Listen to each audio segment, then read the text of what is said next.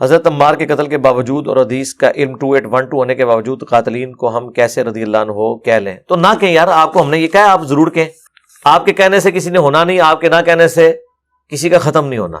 ہمیں کیوں آپ منع کرتے ہیں؟